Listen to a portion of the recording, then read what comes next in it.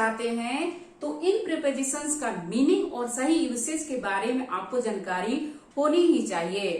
इनका सही मीनिंग क्या होता है, किस किस सिचुएशन में आप इनको यूज करेंगे, यह जानना आपके लिए बहुत जरूरी है।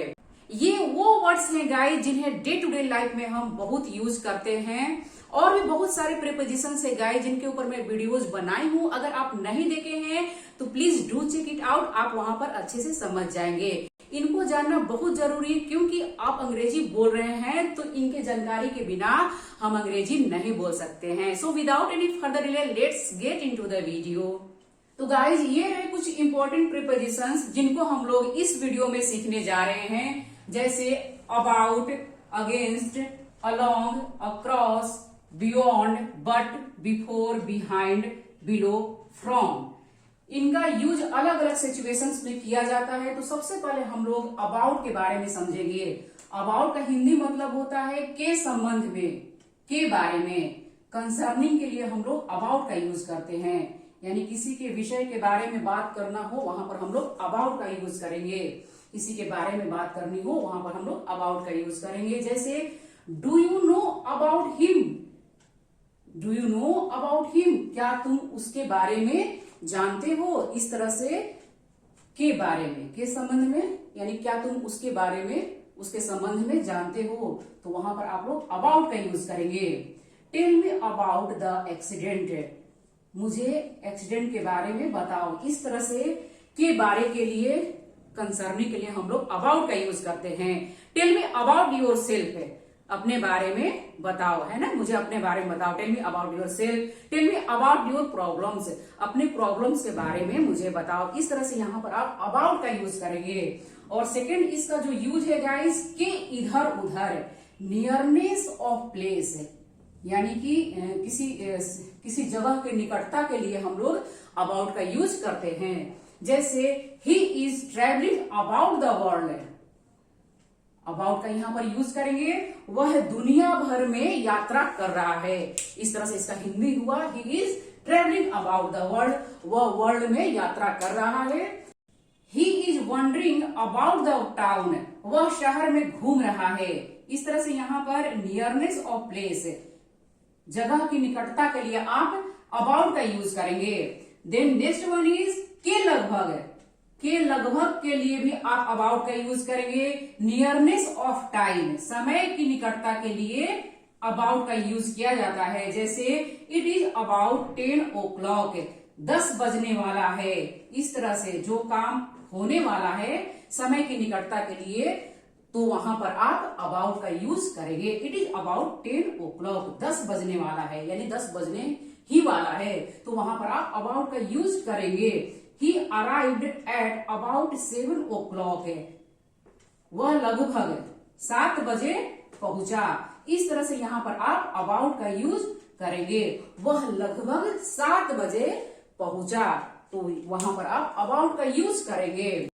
ही अराइव्ड एट अबाउट 7 o'clock, वह लगभग 7 बजे पहुंचा। तो गाइज के लगभग के लिए, यानी नियरनेस ऑफ टाइम, टाइम की निकटता के लिए आप अबाउट का यूज करेंगे। देन नेक्स्ट गाइज होने को, यानी कोई भी काम होने को है, वहां पर आप अबाउट का यूज करेंगे। Nearness of state, nearness of state के लिए आप अबाउट का यूज करेंगे। The train is about to start, यानी कि ट्रेन खुलने ही वाली है। ट्रेन है, गाड़ी है जो खुलने ही वाली है, तो वहां पर आप क्या करेंगे, अबाउट का यूज करेंगे। The train is about to start, गाड़ी खुलने ही वाली है। The show is about to start, यानी शो शुरू होने वाला है, तो वहां पर आप अबाउट का यूज करेंगे। कोई भी काम होने को है, नियरनेस ऑफ स्टेट जब हो, वहां पर आप अबाउट का यूज करेंगे। कोई भी काम होने को हो, होने ही वाली है, होने ही वाला है, 7 बजने वाला है, 10 बजने वाला है, तो वहां पर आप अबाउट का यूज करेंगे। The train is about to start, गाड़ी खुलने ही वाली है। The show is about to start, यानी शो शुरू होने वाला है, तो वहां पर आप अबाउट का यूज करेंगे। इस तरह से गाइज कोई भी काम होने को है, होने वाला है, वहां पर आप अबाउट का यूज करेंगे। गाइज आप समझ सकते हैं, देख सकते हैं कि अबाउट का जो यूज है कई सिचुएशंस में किया जा रहा है। यहाँ पर किसी के संबंध में, किसी के बारे में बात करनी हो तो वहां पर आप अबाउट का यूज करेंगे। नियरनेस ऑफ प्लेस के लिए भी आप अबाउट का यूज करेंगे। नियरनेस ऑफ टाइम के लिए, नियरनेस ऑफ स्टेट के लिए आप अबाउट का यूज कर सकते हैं। इनको जानना बहुत ही जरूरी है गाइस, जितने भी प्रीपोजिशंस हैं इनको जानना बहुत जरूरी है, क्योंकि इनका जो यूज है स्पोकन इंग्लिश में बहुत ही होता है। I don't know about him, मैं उसके बारे में नहीं जानता हूं। आई नो अबाउट यू, मैं तुम्हारे बारे में जानता हूं। इस तरह से गाइस आपको इनको समझना बहुत जरूरी है। अगर आप अपने स्पोकन इंग्लिश को सुधारना चाहते हैं तो इन प्रीपोजिशंस को जानना आपके लिए बहुत जरूरी है। देन नेक्स्ट गाइज, अगेंस्ट को अब आप समझेंगे। अगेंस्ट का हिंदी मतलब होता है के विरुद्ध है, के विपरीत, इन ऑपोजिशन टू समबडी और समथिंग, यानी किसी भी इंसान, किसी भी चीज, समथिंग या समबडी के विरुद्ध में आप कुछ कह रहे हैं, कुछ बात होगी तो वहां पर आप अगेंस्ट का यूज करेंगे। जैसे I am not against you, मैं तुम्हारे विरुद्ध नहीं हूं। इस तरह से आप यहाँ पर अगेंस्ट का यूज करेंगे। I am not against you, मैं तुम्हारे विरुद्ध नहीं हूं। This is against the law, यह नियम के विरुद्ध है। इस तरह से आप यहाँ पर अगेंस्ट का यूज करेंगे। अगेंस्ट का दूसरा यूज है गाइज इन कॉन्टेक्ट विद, से सटकर। He was leaning against a tree, वह एक पेड़ के सहारे झुका हुआ था। इस तरह से आप यहाँ पर अगेंस्ट का यूज करेंगे। ही was leaning against a tree, वह एक पेड़ के सहारे झुका हुआ था। तो इस तरह से गाइस से सटकर, सहारे, किसी चीज के सहारे के लिए आप अगेंस्ट का यूज करेंगे। अगेंस्ट अगला यूज गाइस की तैयारी में, यानी इन प्रिपरेशन फॉर, किसी चीज के खिलाफ कोई तैयारी की गई हो वहां पर आप अगेंस्ट का यूज करेंगे। जैसे there is an injection against cholera, यानी हैजा के खिलाफ एक इंजेक्शन है। इस तरह से यहाँ पर किसी के खिलाफ कोई तैयारी की गई हो वहां पर आप अगेंस्ट का यूज करेंगे। There is an injection against cholera, cholera के खिलाफ, हैजा के खिलाफ एक इंजेक्शन तैयार किया गया है, एक इंजेक्शन है। इस तरह से यहाँ पर आप अगेंस्ट का यूज करेंगे। तो गाइज आप समझ सकते हैं कि अगेंस्ट का यूज के विरुद्ध, के विपरीत के लिए भी किया जाता है। से सटकर यानी इन कॉन्टेक्ट विद के लिए भी यूज किया जाता है अगेंस्ट का। एंड देन किसी के खिलाफ तैयारी है उसके लिए भी हम लोग अगेंस्ट का यूज करेंगे। किसी के खिलाफ है ना, वहां पर आप अगेंस्ट का यूज करेंगे। अब आप गाइज अलोंग को समझेंगे। अलोंग का मतलब होता है कि समानांतर, की बगल में। किसी एक को किसी दूसरी वस्तु के समानांतर दर्शाना हो वहां पर अलोंग का यूज करेंगे। क्लोज टू और parallel with the length of something, with the length of something, यानी किसी एक चीज के पास होना और उससे पैरेलल चलना, वहां पर आप अलोंग का यूज करेंगे। ये दो रेल की दो, जैसे रेल की दो लाइंस होती है गाइस, रेलवे लाइन जो होती है वो पैरेलल होती हैं, एक दूसरे से सटी नहीं होती हैं। और ये रेलवे लाइन के अगर आप बगल से चल रहे हैं, टहल रहे हैं, यानी लेंथ में, लंबाई में, तो वहां पर आप अलोंग का यूज करेंगे। जैसे I worked along the railway line, मैं रेलवे लाइन के बगल में टहला था। I worked along the railway line, मैं रेलवे लाइन के बगल में टहला था। इस तरह से आप बगल के लिए, रेलवे लाइन के ऊपर नहीं है ना, वो पटरी जो है उसके बगल से मैं टहला था। इस तरह से आप वहां पर अलोंग का यूज करेंगे। He works along the road, वह, अब यहाँ पर देखिएगा, वह रोड के ऊपर नहीं, ऑन द रोड नहीं, न कि on the road. He works along the road, वह रोड के बगल में टहलता है। तो रोड के बगल में, सड़क के बगल में, न कि रोड पर, तो वहां पर आप अलोंग का यूज करेंगे। He walks along the road, वह रोड के बगल में टहलता है। इस तरह से इसका हिंदी हुआ, न कि ऑन द रोड, रोड के ऊपर नहीं, ठीक है। Across from one side to opposite, यानी एक तरफ से दूसरे तरफ आपको जाना, वहां पर आप अक्रॉस का यूज करेंगे। ध्यान दीजिएगा, अलोंग के समानांतर, की बगल में, with the length of something, किसी की लंबाई में, है ना, किसी चीज के लंबाई में आप टहल रहे हैं, एक डायरेक्शन में आप टहल रहे हैं, तो वहां पर आप अलोंग का यूज करेंगे, लेकिन अक्रॉस का मतलब होता है from one side to opposite, एक साइड से दूसरे साइड में, तो वहां पर आप अक्रॉस का यूज करेंगे। के इसका हिंदी होता है के उस पार, के उस पार के लिए आप अक्रॉस का यूज करेंगे। Her house is across the river, उसका घर नदी के उस पार है, अक्रॉस द रिवर, उस पार के लिए आप अक्रॉस का यूज करेंगे।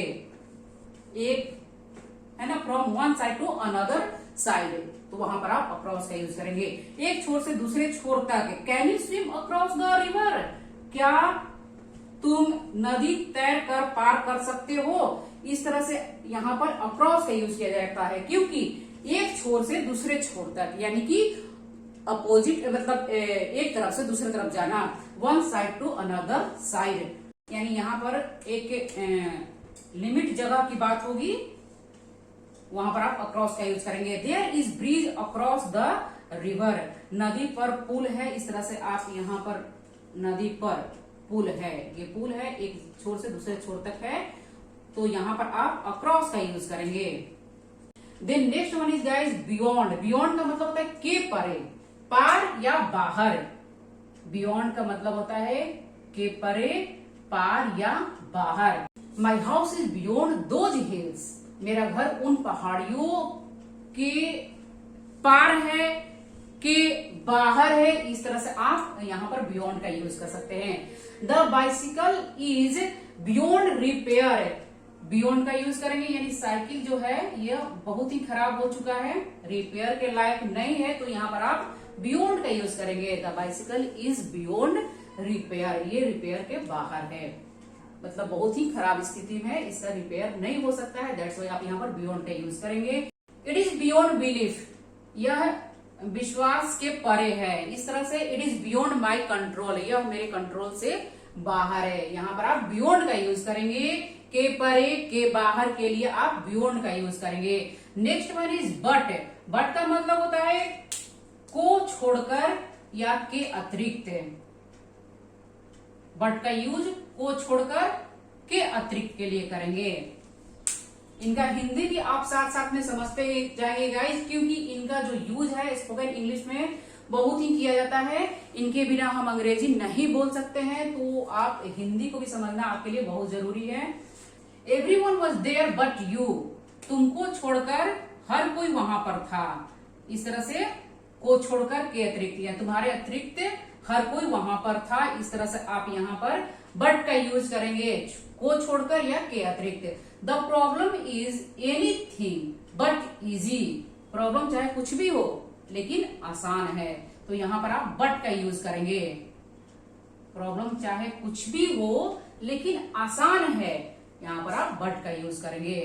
देन बिफोर, बिफोर का मतलब होता है से पहले, से पहले के लिए आप बिफोर का यूज करेंगे। बट का यूज को छोड़कर, के अतिरिक्त, बिफोर का यूज से पहले, बिहाइंड का यूज के पीछे, बिलो का यूज नीचे, एंड फ्रॉम का यूज से होता है।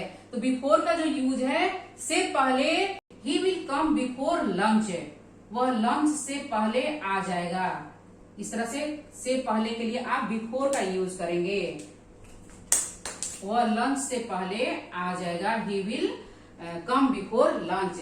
ए कम्स बिफोर बी, और बिहाइंड का मतलब होता है के पीछे, के पीछे, किसी चीज के पीछे के लिए आप बिहाइंड का यूज करेंगे। The dog ran behind its master, dog अपने मालिक के पीछे दौड़ा, इस तरह से आप यहाँ पर बिहाइंड का यूज करेंगे के पीछे के लिए। The dog ran behind its master, वह अपने मालिक, सॉरी द डॉग अपने कुत्ता जो है अपने मालिक के पीछे दौड़ा, इस तरह से यहाँ पर आप बिहाइंड का यूज करेंगे। The train is behind it's time, train अपने समय से पीछे है, इस तरह से यहाँ पर आप बिहाइंड का यूज करेंगे। ट्रेन जो है अपने समय से पीछे है, तो आप यहाँ पर बिहाइंड का यूज करेंगे, और बिहाइंड का मतलब होता है के पीछे। नेक्स्ट गाइस बिलो, बिलो का मतलब होता है नीचे, एट अ लोअर पॉइंट और डिग्री, यहाँ पर आप बिलो का यूज करेंगे। Lower point, at a lower point और डिग्री को दर्शाना हो, वहां पर आप बिलो का यूज करेंगे। जैसे please don't write below this line, कृपया इस लाइन के नीचे मत लिखें, तो यहाँ पर आप बिलो का यूज करेंगे। दे वर बिलो 20, वे लोग 20 के नीचे थे। तो आप यहाँ पर बिलो का यूज करेंगे, वे लोग 20 के नीचे थे, 20 के नीचे थे, तो बिलो का यूज करेंगे। Then next one is guys from. From का मतलब होता है से, फ्रॉम का मतलब होता है से, और इसका यूज स्थान को दर्शाने के लिए, समय, कारण हो, स्रोत हो, वहां पर आप फ्रॉम का यूज करेंगे। जैसे he has come from Patna, वह पटना से आ चुका है। तो कहां से आ चुका है? पटना से के लिए आप यहाँ पर फ्रॉम का यूज करेंगे। He has come from Patna, वह पटना से आ चुका है। He was blind from birth, वह जन्म से अंधा था। तो आप यहाँ पर क्या करेंगे? फ्रॉम का यूज करेंगे। और यहाँ पर एक समय की बात हो रही है, यानी जन्म से, है ना, टाइम के बारे में बात हो रही है। He was blind from birth, वह जन्म से अंधा था। यहाँ पर आप फ्रॉम का यूज करेंगे। एंड देन कारण बताने के लिए भी आप फ्रॉम का यूज करते हैं, जैसे he is suffering from fever, इस तरह से आप फ्रॉम का यूज करेंगे। स्रोत के लिए भी हम लोग फ्रॉम का यूज करते हैं, जैसे ओरिजिन के लिए हम लोग फ्रॉम का यूज करते हैं। जैसे these lines are from the Bible, एक चीज से दूसरा चीज भी बनाने के लिए हम लोग फ्रॉम का यूज करते हैं। जैसे we make curd from milk, हम लोग कर्ड मिल्क से बनाते हैं। इस तरह से यहाँ पर आप फ्रॉम का यूज करेंगे। आई होप गाइज अब आप इनको समझ चुके हैं। इन जो प्रीपोजिशंस है इनको आप अच्छे से समझ चुके हैं, किस तरह से आप इनको सेंटेंस में यूज करेंगे, और इनके सही यूसेज के बारे में समझ चुके हैं, इनका हिंदी मीनिंग समझ चुके हैं। आई थिंक कि अब आप कभी भी लाइफ में कंफ्यूज नहीं होंगे इनको लेकर। वीडियो कैसी लगी गाइस कमेंट करके जरूर बताएं। अगर वीडियो अच्छी लगी हो तो प्लीज वीडियो को लाइक जरूर कर दे, चैनल पर नए हैं तो सब्सक्राइब कर दे, और साथ ही साथ अपने दोस्तों में शेयर कर दे, और आने वाले बेल के निशान को दबा दे, ताकि आने वाले वीडियो को नोटिफिकेशन आपको मिल जाए। आज के लिए बस इतना ही गाइस, नेक्स्ट वीडियो मिलते हैं, तब तक के लिए थैंक यू।